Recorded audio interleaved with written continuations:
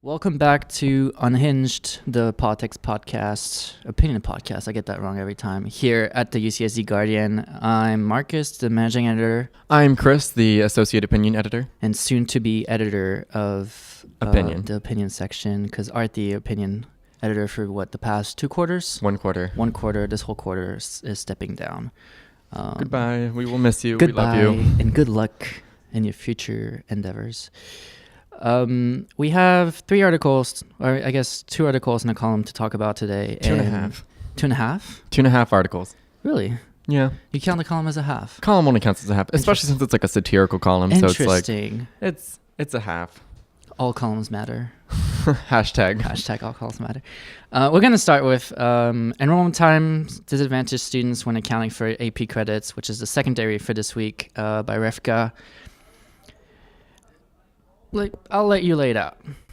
Okay, so what we were thinking about is how, Rivka is an international student. She's from Russia, so she obviously comes from a place where AP credits and IB things, like IB credits, courses and other programs that people can do prior to college to get college credit, is factored into enrollment times. But a lot of these students, like international students, don't have those opportunities, or students who come from backgrounds that are of lower socioeconomic scales, people who come from schools that can't afford to fund APs, or students who can't afford to pay for the tests, things like that.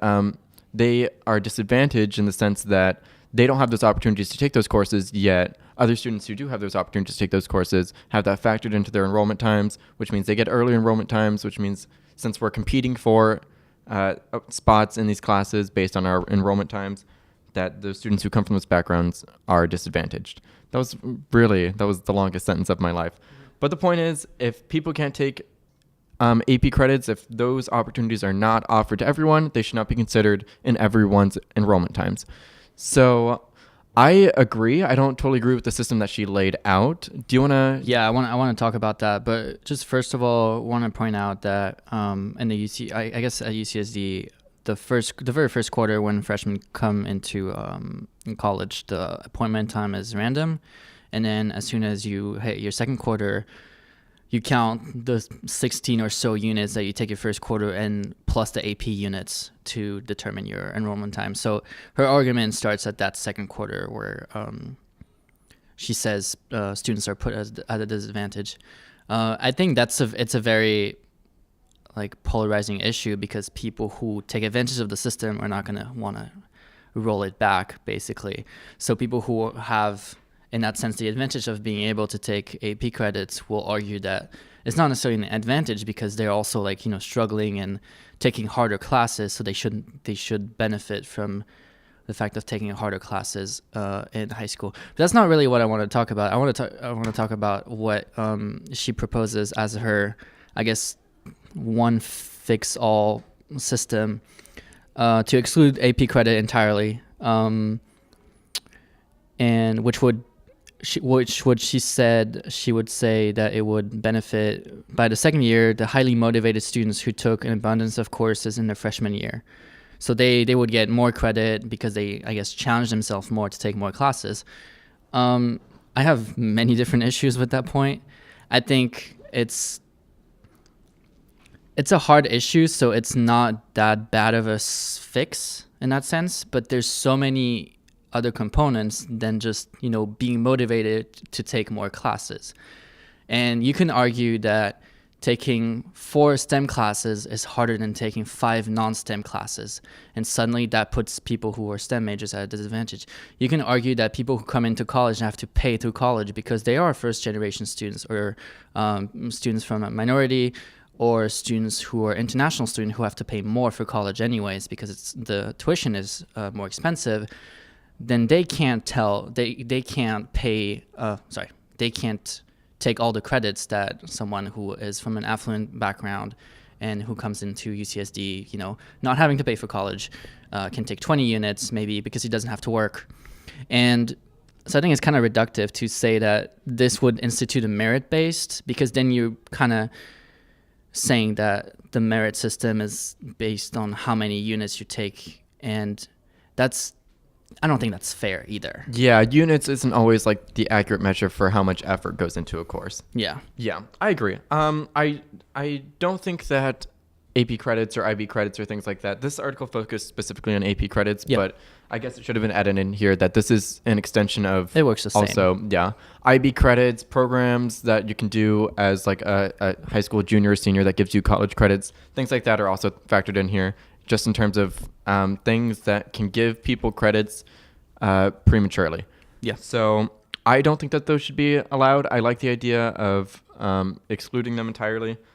And what's definitely a fair critique is what you just said, is that this system that she's talking about doesn't take into consideration people who have to work and take courses, so they have to take fewer courses, or part-time students, for example, or just students who have things going on in their lives other than academics. People sometimes they have to take a full quarter off for whatever reason. Maybe they're sick. There's so many things that can happen. Yeah. So this is definitely a system that has a lot of holes, the way that it's proposed here. I don't. Do you think it's better than what we have now? I think it's closer to being equal, because I think yes. Yeah. But Okay. I think there's a lot of things that aren't considered into this system.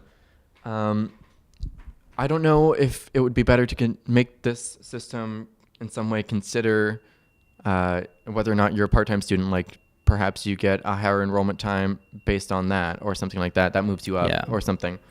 Which would work the same way as our Army vets and athletes at UC San Diego get an earlier pass time for enrolling in classes. Yeah. So like, let's say all the juniors are going to be on one day, and there's like particular time slots for Army vets or something like that. They get like the earliest time slots, and then part-time students, and then everyone else, just to compensate for the fact that their credits are not going to be able to equal other people, because they might have to work, they might not. Yeah, because part-time students have to probably graduate in 5 years or 6 years anyways. Yeah. So they're going to take longer, so might as well give them a chance to actually take the classes they need when they can take them. Yeah. It's really a matter of kind of personal opinion in that sense, because I know for me, I didn't follow the American system in high school, and I did take AP classes regardless.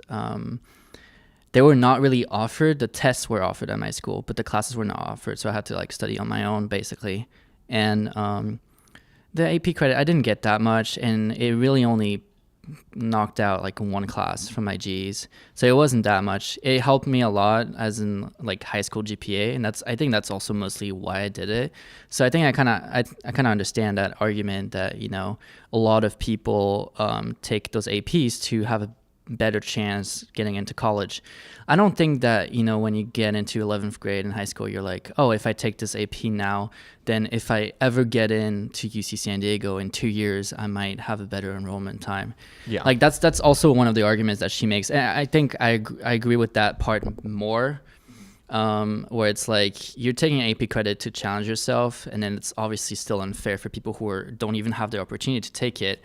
But I've never taken an AP like test saying to myself, oh, I'm gonna test out of classes that way, and I didn't even test out of that many classes.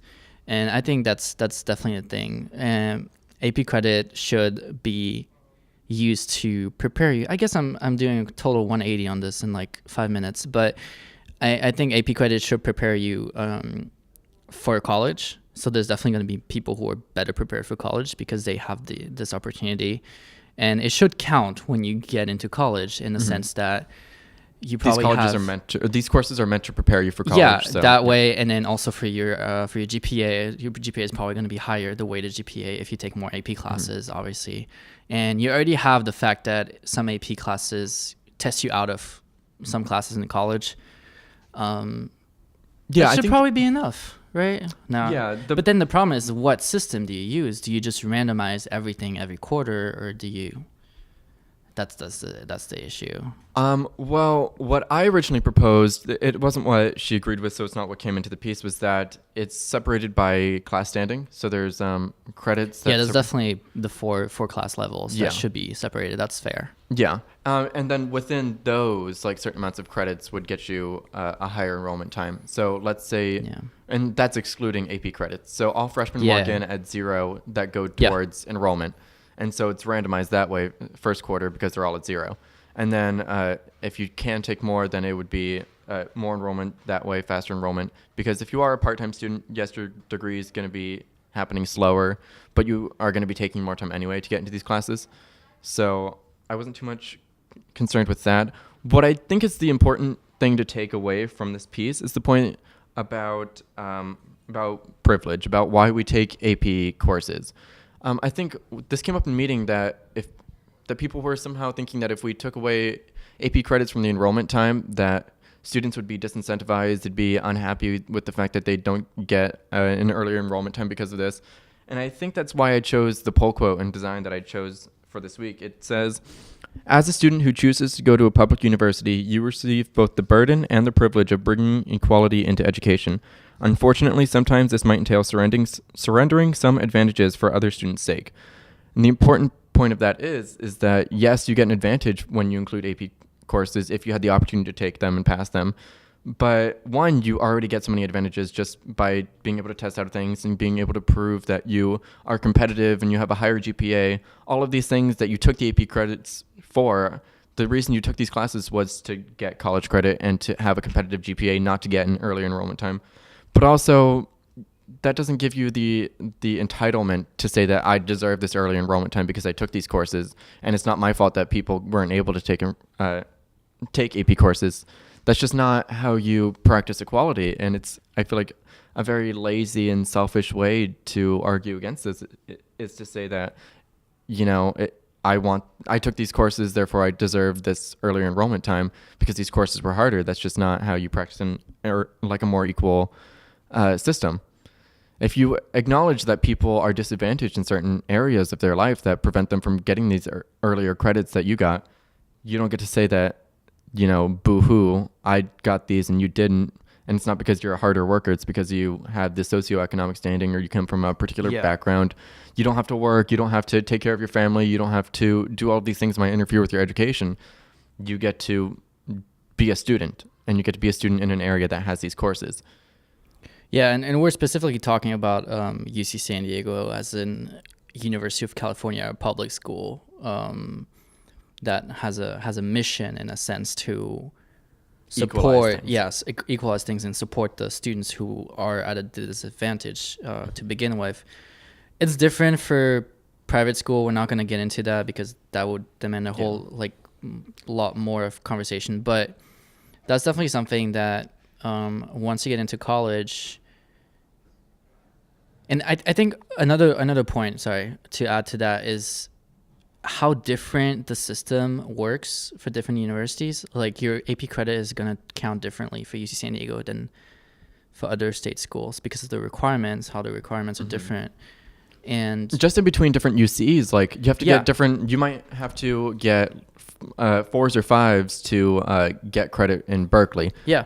But at some other schools, like I don't know, what's a shitty UC, like Santa Cruz or Merced or something, you basically just need to pass to get anything. And a lot of these courses, you just need to... Sorry to shit on Merced. I know we all care so much about Merced, the hot spot of the UC system. But yeah, different schools in the UC systems have different scoring criteria for how you get college credits. And also, I took AP courses, like that's relatively a lot, but I didn't get that many things exempted. I got 20A exempted and 6A exempted, and I took 8 courses. See, I didn't even get 20A exempted. Yeah, I got my writing sample exempted. Oh, yeah. But I still have to take MMW, which is a writing standard for ERC anyway. Yeah. So that's the thing. Because I'm thinking also, like, if you argue, I mean, that's not what we're arguing, but if you say that AP credits should count in your pastime, then you also have to look at, what classes you already get knocked off because of those, or I guess thanks to those AP credits. And just going back, I mean, I'm sure you were in the same situation, but Like, for example, I took AP Human Geo. That knocked nothing out. Yeah, I nothing. got 4 credits in my like credit count of units just because I took it and passed it in high school, but it didn't knock any classes off. So it's kind of weird that it counts as a class that I took because it's not like a UC San Diego requirement in that sense. Like I also took AP Lit and Comp, and those 2 knocked off 1 requirement, and I got all 8 units for those 2. And then I took 2 language ones that knocked out 1 requirement, and those 2 counted also as like 2 full like unit counts, I guess. And some APs count for the same. And GE, some count for 8. And some GEs can't be waived under any circumstance. Like you can't waive just MMW get or rid of QM the or AP something. credit. Yeah. I mean, and also there's so many GEs realistically that can't be true. exempted. Yeah. Like especially like I'm a STEM major and I took a lot of AP. Wow, you're a STEM major? I'm a STEM major. I didn't know. You didn't say it like enough during this podcast. I didn't realize. By the way, I'm a STEM major, everyone. I do physio neuro. You can applaud now. I can't hear it, but you can applaud. I can feel it. Okay, so in my experience as a STEM major, I've taken a lot of STEM AP courses, and I still have a lot of things that aren't exempted because a lot of these things are sequentials, or a lot of these things can't be exempted. Like I can't exempt genetics, and I can't exempt like all of the 6 theories for chem, and I can't exempt physics for that. Physics, some of these things only exempt the very first course of these sequences. So there's still tons of GEs, and realistically, I think I only got 3 GEs exempted. Not because I didn't pass these tests, but because just some of them don't apply. They don't transfer. Yeah. They don't transfer, and I took it for my GPA to seem competitive, not because... Yeah, because you just take... That's where you take them. Yeah. I mean, realistically, no one walks into AP courses expecting to get a bunch of courses waived. If you do, then you just don't know how, like, your college systems work. So we're just basically saying set everyone to 0 at the beginning of the first year, and then accept the unevenness of whoever works more or less over the years. Yeah, I mean... That's the worst solution to this problem, I think. I don't know what that means. It's but better than what we have now. It's better than what we have, Yeah. because all of the AP credit benefits, realistically, that you get before you walk into your first class as a college student. Yeah, because you know what the hell is going on. Yeah. So...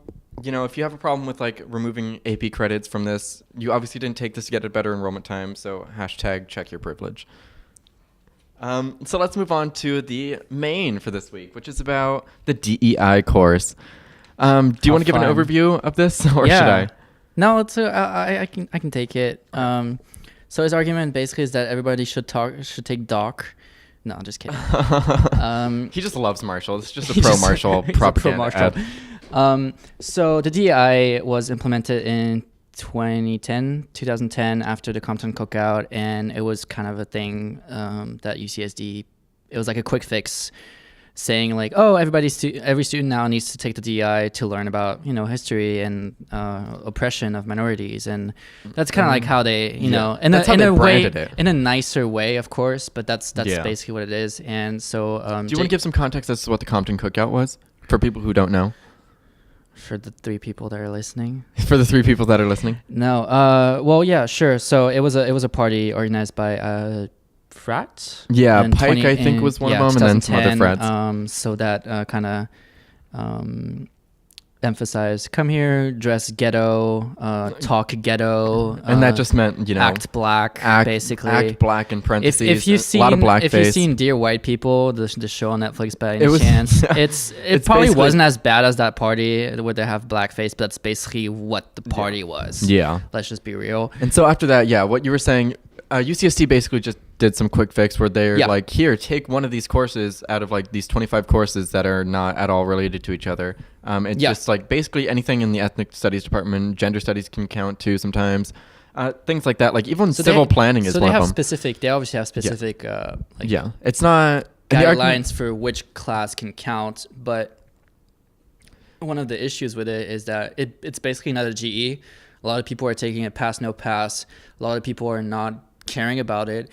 And in the end, we're still at a point where, and Jacob makes that point, where Identity Europa posted posters or banners, whatever, on Price Walk. On Price Walk? Library Walk. Library Walk. Yeah. That a computer science online midterm study guide was they replaced some like vandalized, I particular guess. vandalized. Yeah, they replaced some words with the N word. Yeah. Yeah, And like 89 that, times or something. the university doesn't really respond to it, or doesn't Yeah. care, or doesn't. They responded, but they responded in like a super lackluster way. But they're like, "This is bad." And they're Don't just put the saying, N-word. "Oh, this is why we need the DEI," but the DEI is, in a sense, obviously not working. Yeah.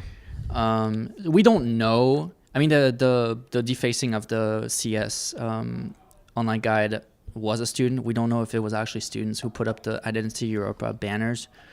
We don't know that. But still, the fact that this is on campus is a legit concern. And I think when the points that he make is that when the Compton cookout happened, it was just, it was obviously very outrageous for students on campus who heard about this. But when these things happen like this, where we get like sidewalk chalkings that say racist things, or we get posters that say racist things, or we get a bunch of like very disingenuous responses from the UCSD administration, like there's just no response. Like people have kind of stopped caring, even though DEI was supposed to be some like way to like incite empathy towards these particular issues, and it's just obviously not done that. And so the general argument is that as long as you're not concerned, so as long as you're not part of that marginalized group that was just attacked or targeted by whatever is going on campus, you just don't care, which is what the DEI was supposed to do. It was supposed to make you care. It was supposed to make you think about these issues, think about this, and humanize the issue, as in telling you, oh, this has happened since the start of time or whatever, and it's still going on today, regardless of what like the San Diego liberal bubble tells us. It's still going on even on our campus. So it's easy to hide behind the fact that we live here and we're in a pretty liberal place and university, and obviously educational system at the UCs, et cetera, et cetera. But if this is still going on, there's definitely something that the DEI course is not fulfilling in a sense. And so what Jacob goes on to say is a two-step, I guess, fix. So the first thing, I think it should not even be a debate, enforcing the letter grade option for the DEI course. I think, yes, I didn't even know you didn't have to take it pass. You could take it pass, no pass. A lot of people do take it as a letter grade, just like boost it, and they just pick whatever the easiest GE is. Classes. But then his second argument, I think, is more interesting for us to talk about, at least, because I think letter grade should, yes, sure. Yeah. The second is the DEI must encourage empathy. Lectures need to provide historical context, and the discussion sections need to allow for more personal approach to understanding the human consequences of bigotry. And so those classes, like Doc, because he takes Doc as an example, need to create a space where people can share their personal stories and experiences with bigotry to students who are taking the DEI requirement, as in students who have no experience or have little experience with bigotry and whatever else that entails, and who have not been exposed to it because they are not part of the minority, and they're not necessarily aware of it because of where they went to high school or the fact that we live here in a bubble. Yes, I think I agree with him. I think it's just so hard because for Marshall, so where Doc is the writing sequence, it's integrated into the writing component. And we've had this discussion over our meeting because it was hard to, kind of see like how to generalize the campus, because that just means that Doc students have to take it. So that's 1/6 basically of campus has to take the Doc sequence, right? And so they're all done with their DEI requirement. But then for the 5/6 rest of the campus, they can just choose whatever class they want. Some of them will actually, take a class that is interesting to them, and some of them, like you say, will just take whatever class is easiest.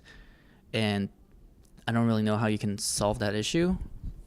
I think, well, first I want to start by saying that the point of this, if anyone's wondering, is not to say that we should just, DEI was meant to like eradicate racism or something like that. Oh, no. It's educating people. Yeah. The point was that DEI was supposed to be the means by which people kind of got more attached or more invested in these issues. Yeah. And it's been lackluster in that everyone has to take it, but not everyone is caring about taking it. And that's the point that he's trying to mention. So he wants people to. And just sorry, I don't want to interrupt, but I'm doing it anyways. Also, another argument he's making is it has to be comprehensive. His argument is that the doc sequence at least is comprehensive in the sense that it deals with all the facets of it, whereas when you take your DEI requirement as a class, it can be multiculturalism or gender identity, or I don't know what other classes are. I took politics of multiculturalism, and it basically dealt with multiculturalism in the United States and in France because the teacher was French. But that's a very like narrow scope. I like the class. It was interesting to me. I'm sure it wasn't to a lot of people, but I also took it as a part of my minor. You know, I didn't think about it as a DEI requirement. I didn't necessarily like think about it that way because I just took it because it fit my minor. So anyways, just the point is that the doc sequence is helping being more comprehensive and helping those students kind of approach the different aspects of why the DEI was implemented in the first place, and that's an issue with other classes that don't necessarily do that. Sorry, continue. Yeah. Okay, so yeah, what Jacob was saying was that some kind of DEI course needs to be standardized across campus. Yes. So structurally, what he was talking about was that lecture would kind of cover broad overviews of historical marginalizations of particular groups. So taught by a teacher. Taught by a teacher, yes. Taught by a professional who is going to be well-versed in these. A scholar. A scholar. A STEM major, no, but maybe another kind of scholar, if those exist. If you can call them scholars, I guess, because they're not STEM majors. But anyway, so they'd cover like minority groups that would include like racial groups, gender minorities, like let's say trans people, other groups in the LGBT community, things like that. Other minority groups, people who are marginalized in a broader like spectrum of American history. Just so it's more of like a comprehensive course. And so it's not just like you learn this very specific issue and then you don't know anything else about like what diversity means in the context of the rest of the United States. Like I took queer theory and race factored into it a little bit, but I walked into it with I walked out of it with more of an understanding of queerness and less of an understanding of diversity, equity, or inclusion in American history. Yeah, and that's an issue because it's such a broad term that, you know, I was just thinking, it's, you know, just make it for all the campus, and like in the writing sequence where you have a theme and then you have different teachers teaching it differently.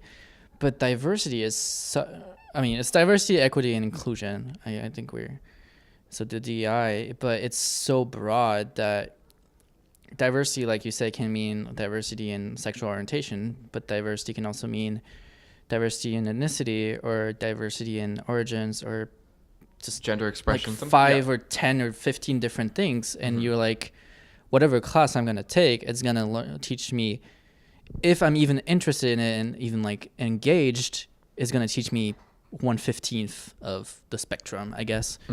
And that's definitely a problem. If I take like a politics of multiculturalism, that might mean something very different from what diversity means itself in the context of the United States. It's definitely diversity. Yeah. But is it equity? Do I know more than before? A little bit, but definitely not enough. Yeah. So the idea behind this course, we had some pretty contentious points in meeting. People had a lot of different opinions about this. I suggested a series because I think it would be difficult to compress like a history of marginalization in the context of the United States into one course, just because the quarter system is trash. But I think, you know, if we're going to have some kind of courses that are meant to teach broad spectrums of marginalizations and the histories therein, I think one standard course is fine if you're just focusing on a general overview of like how this has affected the lives of people throughout the history, especially in like a modern context. I mean, the obvious fix in that 3-part series would have to have one class focused on diversity, one on equity, and one on inclusion. Right. I mean, I feel like they often go hand in hand. You want them to be combined? Yeah, okay. I think what would be better is like maybe like racial marginalizations and then gender and then sex or something like that. I don't know, but in terms of, I suggested like a series and just kind of wipe away MMW and Hume and things like that. Things that are like, you know, whatever, who cares? People don't care about those either. So at least do something that's like mildly useful. And I think they'd be a little bit more useful than just the general writing requirements. Like all the like writing requirement series, like MMW and Hume and Doc is what was used as like the example here, serve very particular purposes, but people don't really care about them either. You know what I mean? So I feel like if we're gonna have to cut things, that's what I suggested, was to just cut these and replace it with like the standardized, like history of marginalizations type of course. But that was not what Jacob agreed with. What Jacob mentioned was that there'd be one standard course, lecture that teaches historical context and overview, and then the discussions would be the important part, because not only do they invite speakers to talk about the particular issues that are covered in lecture, but they encourage students to share their own experiences and to hear the experiences of their fellow people and how these other historical events and historical people have influenced their lives. And discussions would revolve around the humans that are affected by these issues, be it past, present, maybe future. And that's where like the proper education is supposed to happen in terms of humanizing these events. I liked that idea. I thought it was very cool and interesting. Is it ever going to happen? Probably not. No. And the point of that is that because no one cares. No one cares that like things like this the are administration happening. just blows up and is like, oh, DEI requirement, everybody has to take it, and everybody's fine with it until, you know, the next thing happens, like the next, I guess, bigger thing happens in like 5 or 10 years. The easiest professor, easiest class, and just it's nice. It's nice UCSD. We're on NBC News with people saying that, you know, we deface study guides. That's a good image to have. Congrats. Yeah, go us. We're gonna move on to this week's column, which is a first issue, I guess, of the Yucca. I don't know why that's a title. I don't know either. It's a reference. Okay. He sent me a screenshot when he was like, I want to call it the Yucca. And I was like, I don't know what that means, but he sent an attachment from a Dr. Seuss book. The Y is for the Yucca or I think that was the line. I don't know what it means. Okay. I don't know what book it's from. I don't know Dr. Seuss for shit. I think it's just supposed to be some reference to the fact that we have some Dr. Seuss thing on campus. I don't know. I think it's a cute name. Well, I mean, it's catchy, okay, but I have no idea what it means. Anyway. That's the thing, right? Geisel is his real name, and like our library is named after him, right? Sure. Wait, is that not a thing? I think that's the thing, but I have no idea. Huh? Is his wife? Oh, it's his wife? His wife's Can name you was look it Geisel? up? Oh, poor woman. We have Hojun looking it up for us because I have no idea. But I think it's yeah. I hope his wife's name wasn't Geisel. That's a very German. Maybe that's her like maiden name. That sounds like her last name. It's not first name. I hope not. Oh, God. Geisel. Why is that bad? Geisel's kind of a gross name if it's your first name. Could you imagine like, hey, Geisel? That's not a first name though. No, it's his last name. Yeah, it's his last name. Yeah, so it's his real last name. Oh, it's still. I mean, I like it as the library. Anyways, we're the Dr. Seuss school apparently. So it's weird. So it's a satirical column. This week's edition is about walking the line in the sense where teaching people how to walk around campus because it's about sidewalk etiquette. So the title is Walk the Line. His point is that people don't know how to like follow like pretty common sense rules for how to walk along the street. That's fair. So he just kind of breaks it down into a few lessons for how to not be a dick when you're walking around campus. Yeah. First of all, let's appreciate the fact that there's exactly. I know it's bad, but I looked it up and I was like, this is just too perfect to not go into it. Yeah, it's true. So at first he had the stat as like 75% of countries follow right side of the road rules. So basically every country that's not England, Australia, the Commonwealth, the British Commonwealth, and any countries that kind of were colonized coming from that. Yeah. The real number is 69%. Yeah, that's dank. I love it. It's 165 out of 420 countries, dude. 200 and something countries. I love it. It's exactly 69%. I saw that. I was like, we have to put it in. Yeah, that's beautiful. But it's the real number. 69, so about 70% of countries follow right side of the road rules. He uses that in his first lesson, saying that unless you're wearing a kilt or sporting an English accent, you have no reason to be walking on the left side of the road. That's a fair point. My favorite line of this entire thing is, I remember when I first saw it in the first draft, it was... That last line of the paragraph? No, it's, this is America. We didn't win a Revolutionary War for nothing. Could you imagine going through that much trouble because you're like, you know what? Why are people driving on the right or left side of the road? That's stupid. Right side always. Duh. I highlighted the Battle of Yorktown doesn't compare to the sound and the fury we will unleash on you if we're late to class, which kind of goes back to the Revolutionary War.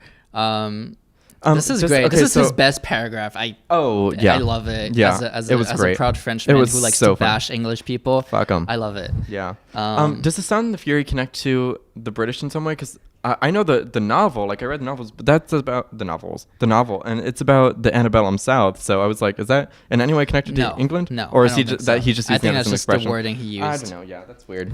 Um, Anyway, but yeah. Oh, that was funny. That was great. It's a great Yeah. paragraph. Yeah, just shitting on like dropping Earl Grey on yourself because you're Yeah.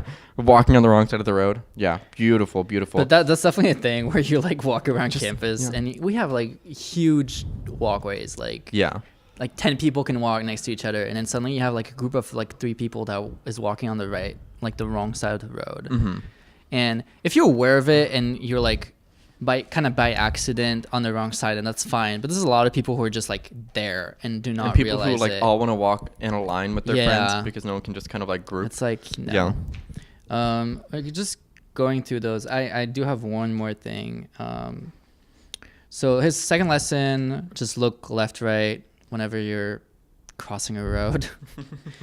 Yes. I love elementary school. And don't pick up. And then lesson 3 is don't pick up your phone and just walk with your phone. That's actually really frustrating when you're because you're walking and you have like 20 feet in front of you.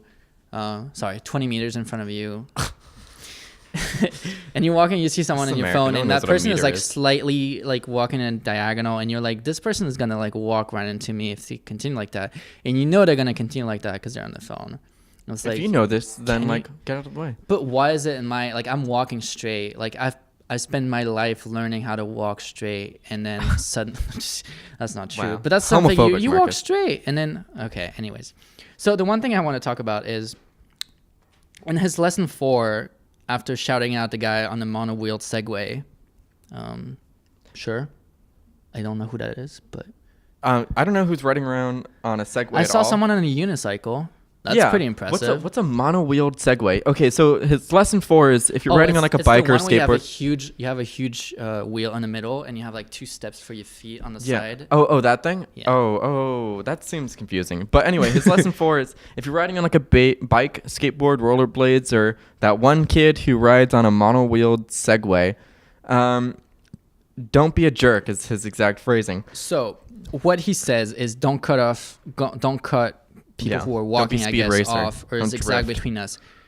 The one thing I have to say about that is that usually you have to do it because when people walk, they're already not watching, and it's easier for a bike to go around someone,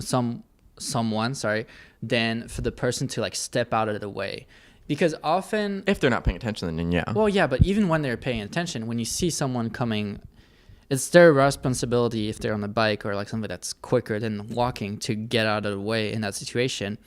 But often you have people on foot who just step out of the way, and you're already like thinking about going around them. It just creates collisions just because. My point is walk straight if you're on foot. I think That's all I want. right in side of life. the rules, right side of the road also fits for this. If you think you're about to collide with someone, go right. If we just tell everyone go That's right. fair. I like that. Yeah, if we're heading towards each other and we both go right, then we're going in opposite directions. So That's true. yeah, so just go right. Just go right. Or I don't know, just watch where you're going. But honestly, I'm not expecting people to watch where they're going. I sent all of my emails as I'm walking around campus. It's not happening. Yeah. Yeah, honestly. I got But shit to okay, do. but that was a great column. That was a great. There's not much that we can like really discuss about it. It's funny. Like No, there's yeah. nothing. I'm more excited to than see you what he can does add. after this because Yeah. some of his other ideas are wild. We'll see Yeah. what he. We props up. were like, we'll pick the lightest one right now because he was pitching some things in the meeting. Edition, and we'll Yeah. see what Oh he yeah, does it's afterwards. great. He does satire super well. Oh, one last question. What's a big belly trash can? I have no idea. Are those just the Big ones Belly with is the brand. Do you know the? Oh. Yeah. The ones with the like the light. They're like the solar they're like panels? yay high. They're like I don't know half the size of our bodies, in terms of height, and they just Big Belly is written on the side of them because that's the brand. Oh, okay. Yeah, so they're just like the So really wide, short trash Don't can. walk into them. Apparently, that's a problem too. Yeah, I don't know. That never according happened to him, me. But they sure. come out of nowhere. They come out of nowhere. Yeah. Oh, those sneaky trash cans. Yeah, it's not like they're not moving. That's at what I all. call Marcus when he's not around. A sneaky trash can. Ouch. Ooh, sick burn. Sick burn. Yeah. Anyway, let's talk about the World Front window. World Front window. For those of you that don't know, the World Front window is the art piece that is in Opinion every week. It's done by David Juarez, who is our art editor. Go David. Shout out to David. Hallelujah. The World That Front was window. a great introduction. Thank you. Wow. The World Front window this week is about Michael Flynn. It's about so it's a picture of Michael Flynn, and it says What a typo. where? Oh, Flynn spelled FLNN. Anyways, yeah. Anyway, it says, so will you tell the truth, Mr. Flynn? And his response is, oh, yeah, I just misspoke during the investigation. Ha, my bad. I thought it was funny when I first saw it because he has not been entirely truthful, and he has just been recently pled guilty to lying during his investigation. And he, in quotes, misspoke. I thought it was funny. What do you think about it? Well, it's not usually. It's kind of more subtle what David does. This is like kind of like straight to the point. No one knows what it means. I like it. I like it that way too. Yeah. So what he does is just he goes about like the actuality of the week, and what happened this week is this basically. So my favorite thing about this comic is that he gave Michael Flynn like a triple chin. Michael Flynn's a pretty rough looking guy, but the triple chin really sets it off. I love it. So the FBI basically turned Michael Flynn into evidence in a sense where they're gonna use whatever he tells them to go after other people, which they're slowly doing in the Mueller investigation. They're just turning people. Donald Trump keeps on saying that everything is like fake and everything, but everything is fake. All things are fake. No, but in the sense that fake news. Yeah, and it's just kind of wild. Whether or not he's guilty, that it's not even the point anymore. It's like when everybody around you is guilty and you're their boss, then at some point, you kind of have to look at yourself and be like, yeah, maybe I fucked up. Either he's a shitty boss or he's like, he's obviously not going to do it. But in like the public conscience, you have to say to yourself, oh, it's like a company. Like he wants to run the country like a company. Well, that's what happens in a company. If a company has a CTO and a CFO that go to prison for embezzling money, then the CEO knows about that shit. Mm-hmm. That is like, it's a fact. It's not a fact, but it's too evident to ignore. It's too many small things to not know about. Yeah. It's like if everyone around you is doing shady stuff, then some of it is tied back to you. Yeah. I mean, if our editor-in-chief got in trouble for... let's say you and me decided that we were just going to start selling crack out of the opinion section. If everyone in the Guardian started selling crack, I feel like people would also look at Sam and be like, he's probably selling crack. He's probably having them sell crack. But not even that. Like, he would know about it. Sam would know if you were selling crack. At some point, it would come back to him and he would know about it. And as soon as he knows about it, he's complicit and it's a crime. Like, it just doesn't matter that if he's doing it or someone else is doing it or if he knows when it starts or not. Like, as soon as he knows, it becomes he's approving crime. It. Yeah, it's like mafia bosses or something. Yeah, it's like, oh, they're not making people swim with the fishes, but they know that the fishes are outside. It's like, yeah. Yeah.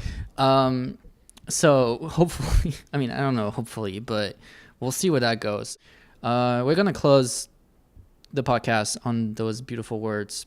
Shout out to Hojun and the multimedia department for producing the podcast. Thanks to Chris for joining me in those two podcasts. And we're going to be continuing this next quarter when he'll be the opinion editor. Woo. Unless you don't like the content next quarter, then still Arthi. Well, it's been a hoot and a half. Thanks for tuning in. I think it was actually 2 hoots, really. I just hit myself with the microphone, but it's fine. 2 hoots? 2 hoots? Yeah, and we'll be back by next quarter, second week of January, probably. Yeah, sounds good. See ya. See ya then.